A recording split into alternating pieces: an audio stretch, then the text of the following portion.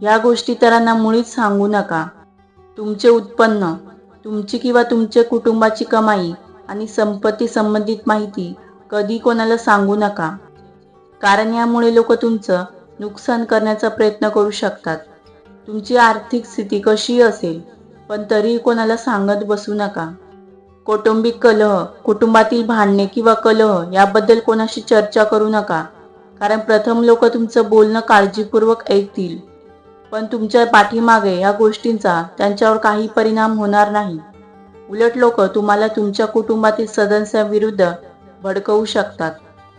कौटुंबिक वादाबद्दल सांगून आपण फक्त लोकांना चर्चेसाठी एक विषय द्याल, हे लक्षात घ्या. भविष्यातील नियोजन, जर तुम्ही भविष्यात यशस्वी होणार असाल तर लक्षात ठेवा की याबद्दल तुमच्या कुटुंबाशिवाय इतर कोणालाही सांगू नका. कारण अनेकांना यशस्वी व्यक्तीचा हेवा वाटतो आणि ते त्यांच्या मार्गात अडचणी निर्माण करण्याचा प्रयत्न करतात. म्हणून तुमच्या नियोजनाबद्दल कोणालाही सांगू नका. तुमची कमजोरी, भावनांनी वाहून जाऊन कधी कोणाच्याही समोर आपली कमजोरी व्यक्त करू नका. कारण तुमच्या कमकुवतपणाचा फायदा घेऊन लोक संधी मिळताच नुकसान करू शकतात. म्हणूनच तुमची कमजोरी स्वतःपुरती मर्यादित ठेवा.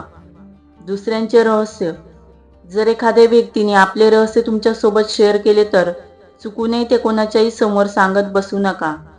कारण तुमच्यावर विश्वास ठेवूनच कोणीतरी गुपित शेअर करते आणि तुम्ही ते दुसऱ्यांना सांगितल्यास त्या व्यक्तीच्या विश्वासाला तडा जाऊ शकतो. दान धर्म, जर तुम्ही एखाद्याला दान केलं तर त्या देणगीबद्दल कोणालाही सांगू नका.